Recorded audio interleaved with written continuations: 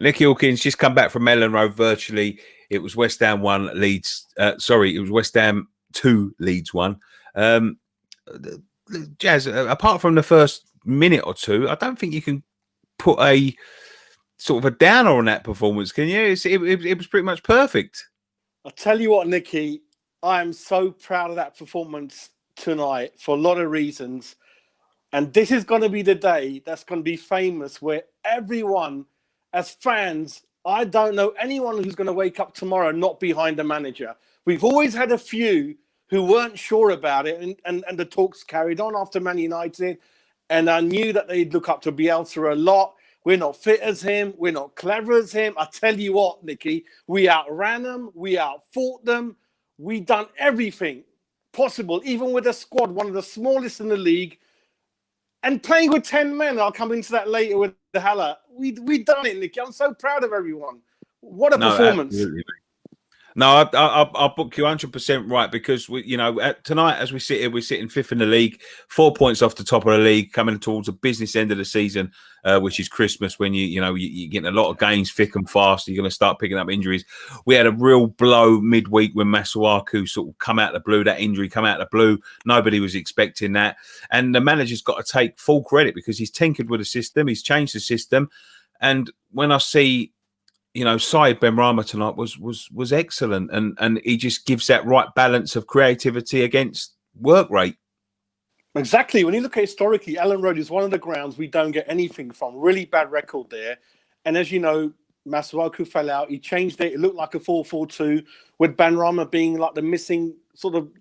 He had a license to go everywhere behind Haller, and he did that. They didn't know what to do with him. They couldn't pick him up.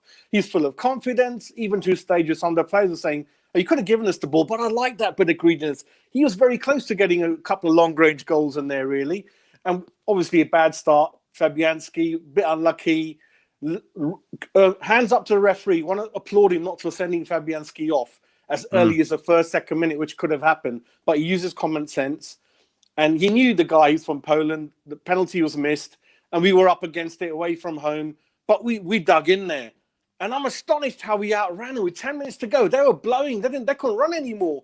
And we had more to offer, and more subs came on. And we could have been 7-2. This game could have been wrapped up. And Haller, he really frustrated me a lot. And, we talk about that. The formation isn't right for him. He needs someone with him. I tell you what, when he put it on a plate 3-4 times, it's nothing to do with having someone with him. It's all about being a striker, the ability to be calm and concise. And he was none of those things, apart from being at the right place. That's worrying. We're playing with 10 men, I'd say, today. Well, that's the only negative I can see from tonight's performance, is the performance of Haller. And I spoke about this with someone just before you, and he plays centre forward for our Sunday League side, and I was saying to him, what does he emit? Like what sort of signals is he emitting? You know what I mean? Like as a centre forward, what can you see from him? And he's like, lack of interest is the main thing. Just doesn't look interested, and it's a real shame, because I think tonight, if you had a centre forward like Antonio, I think you're right. That could have been 7-8. Yeah. I mean, when you look at Callum Wilson, you look at Mope, Nicky, they get 2 chances a game if they're lucky, and one of them goes in. We're putting chances, including Man United. We're putting 6 on the plate. Sky was saying at half-time, apart from the Liverpool-Villa game, this is one of the games the most shots on target. We could have seriously won this game 7-2 and beaten Man United 5-2. We could have done it. But we just need that striker, and I just hope the board get the checkbook out. We're up to something really good here, Nicky. Give him the money. Let's get a really good striker and whoever we need. We can't carry on with this squad, Nicky. Every week, I'm amazed how we're just carrying on. We're literally down to the bare bones. Rice, I don't know what they're feeding these guys. They're playing every single game without a break. They can't carry on. We've got to help the guy. And sooner the window comes in, let's get that quality striker and 1 or 2 wing backs and help people out, really, yeah. Absolutely, mate. I agree with you. We're onto a good thing here. There's a couple of additions needed, as I always said. Yeah. We've got a really good team, but the squad looks a little bit thin at times in certain positions. Yeah. And the last fan Cam, I think he summed it up brilliantly, because he said, let's give David Moyes a chance to sign the players he wants rather than the players Sullivan wants. And I think that's a good way to look at it. But how far can this team go, Yes? As I said, 10th to 15th because of the squad. Nothing to do with David Moyes' the backroom ability, although the players are brilliant. I love them. But We need another 4/5 players. When I look at the top 6, Tottenham, 2 teams, people like that, we can go as far up as we want, but it's up to the board now. Imagine it's a game of tennis. David Moyes has put that ball in the board's court now. This is not a David Moyes argument anymore. The pressure's on Sullivan. He's got to back the manager. We can't let go of the momentum, Nicky. We've got good momentum going. We can go anywhere with this team, maybe even top 8, top 7, but it's all to do with the board.